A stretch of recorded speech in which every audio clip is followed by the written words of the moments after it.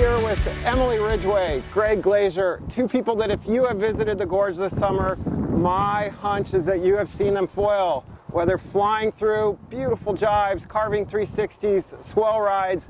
These two have been making foiling look really pretty and really easy, and they've been doing it on some gear that looks, frankly, a little strange. And I thought we'd just start with the elephant in the room, and that is, Greg, that is one big mast. Yes, it is. 125. 125. Prototype. Okay, you both have big. How is yours the same? Well, yeah, mine's the same. It's just a little bit bigger. That's all. A little bigger. Yeah. Okay. Let's start there. What is it with the big mass? What does that give you? It gives you a chance to have more fun, basically. You can ride it in higher winds, not foil out. You can ride in the swell better, in chop, and it ends up you have less catapults, but you do get really high sometimes. Yeah, I bet. Yeah. I bet. Yeah.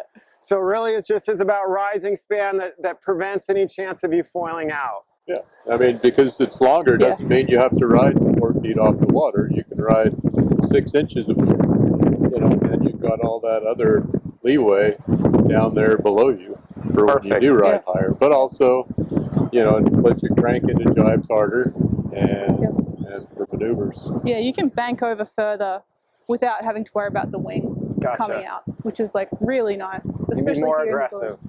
Yeah, much more aggressive turns, much more aggressive 360s, jibes, and that's really nice just to have that security going in. Absolutely. So the other piece of gear that looks a little strange, these boards, they are so short. 5 feet and under. Yeah. Yeah. Okay, first off, why so short? What's the advantage of it? It's all about less swing weight. It's a smaller, compact unit. I mean, because basically once you're up, you're riding the foil, and that's what you concentrate on. It doesn't matter if you're on just some small block of wood. It just makes it more turny and flowy, and there's just a lot less to push around. So you feel the foil a lot more. So I have a feeling people watching this that aren't in the Gorge are like, well, that's great out here where there's real wind. But when it's really light, you two are still using these little boards. Yeah. Can you uphaul them? I mean, how do you get away with? Yeah, we use these boards in anything above 8 knots. I ride even a smaller leaderage board, and I've had a 6.3 on that, and had that going in 8 knots. So, they're perfectly sloggable, perfectly uphaulable. There is a different technique for uphauling, which I definitely recommend people practice, and that is you have to have both feet behind the mast to uphaul it. But Emily, in my experience, when you do that, you pull the sail up and the board just rounds dead into the wind. I mean, you got to be quick, or what's the trick? It definitely has a tendency to round up into the wind. So when you are uphauling, you have to be fast. You have to wait for that right moment, pull the sail up out of the water and grab it, and then it's essentially the same as coming out of attack. So you tilt the sail forward to capture that, capture the wind in the sail and drive the nose around. So.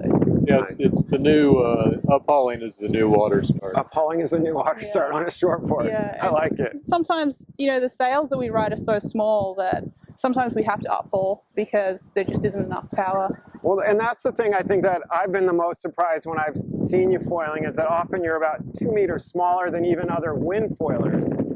And is that have to do with how you're tuning the sail, or are there any techniques you're doing there that help enable the small sails? Yeah, so we definitely tune the sails to, not have as much downhaul as a traditional windsurfer, and not as much outhaul. So they're rigged quite.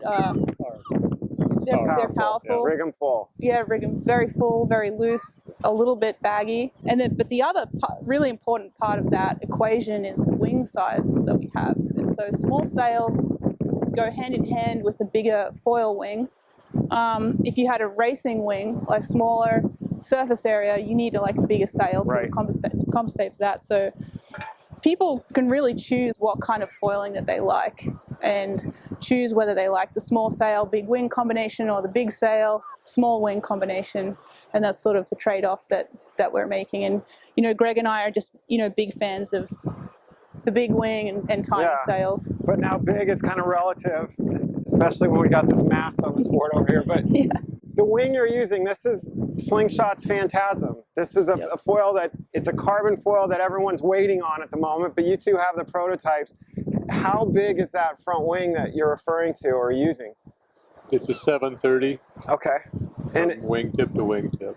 And in square centimeters, that's similar to? It's just a slightly scaled down 76 Infinity and, oh, okay.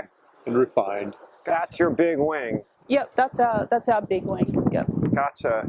So from small sails, big wing, which I think some are shaking their heads, they have bigger than that. Oh yeah, medium size wing. Just not like a racing wing. But to me, that may speak to that you guys are employing some techniques out there that are really, you know, enabling you to get away with the small sails and the small boards and the relatively big wings. But so let's start with just getting up onto the foil. What are some tricks you guys utilize to do that when you're using such small, tiny sails and boards? Well, so I think I do it slightly differently from Greg. I mean, we both have different techniques, but fill the sail up with power. Yeah. By extending my front hand and pulling my back hand, so it's almost like I'm going into a very gentle forward loop. Oh, nice. Okay. So I'm bearing downwind while I do it. Yeah. And then with my back foot about here, I'm pumping. I actually lift my whole back foot off the board and pump it down and press down like that on the back of the board.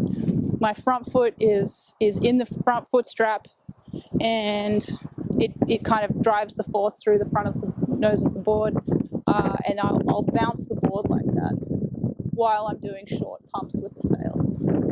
But I don't know, do you have a different technique? So, well, Greg, you're super efficient. I think the most important thing to do is get board speed up and bearing off the wind. Yeah. Small pumps of the sail. Small, not big. Yeah, well, yeah, especially on these smaller boards. On longer boards with more nose, you can do big pumps because it'll bounce off. But with these, you'll just stick the nose. Gotcha. I've been really impressed. I was out at Rufus sailing behind you, Greg, and again, super light winds. And I was surprised by how once you were up, it just seemed like you had no problem staying up. Are you linking gusts just like you do in windsurfing, linking swells? What are some tricks that allow you to continue to, you know, stay aloft when you're not really dealing with much sail power? Yeah, you need to make sure you're being as efficient as you can, but you're also creating apparent wind, you know, when you're going at low wind speeds. And so, but you use the power of the swell, everything, you know. Yeah. So you're using power that the foil can harness as well as you can with the sail and the wind, and then just constantly reading and watching the water to make sure that when you do jibe, you make sure you have speed, you do it in a puff, so you can get around, and then just constantly looking upwind to make sure that, you know, try to be in as much wind as you can all the time, and just that dictates everything. Gotcha. Yeah, I'll do a thing sometimes if I see a lull coming, I'll actually start riding higher on my foil, knowing that I'll have like a longer distance to travel before I gradually sort of increase my lift until I get picked up by that next gust. I'm like, okay, cool. And that's another advantage of a longer mast too. Yes, and that's why yours is longer than Greg's. Slightly longer, yeah. Perfect. You guys had mentioned jibing in there, and I think for a lot of foilers, you know, staying aloft through the jibe is kind of the challenge. What are some tricks that you guys found in your learning to jibe that really helped? Yeah, it definitely helps to be on the right gear. And for me personally, about a year ago, I changed the Infinity 76. And then I started getting jibes in pretty short order after that, you know, maybe like a month of practice or so. Because that has a larger surface area than, say, race wings, you don't need as much speed to go into the jibe. And I think when you're first trying foiling jibes, it can be a little bit intimidating because you're up high in the air and all of a sudden you've got to start banking in. So it makes sense that you'd be a little bit slower, a little bit more hesitant. And something like the Infinity 76 will be there for you, will carry you through those low speeds. You won't necessarily fall into the water at that point. And then the other thing that's super important is just constant inward rail pressure. Yeah. And it needs to be very constant. Like you can't sort of tilt around on your back foot like you would with maybe traditional windsurfing is a little bit more forgiving like that.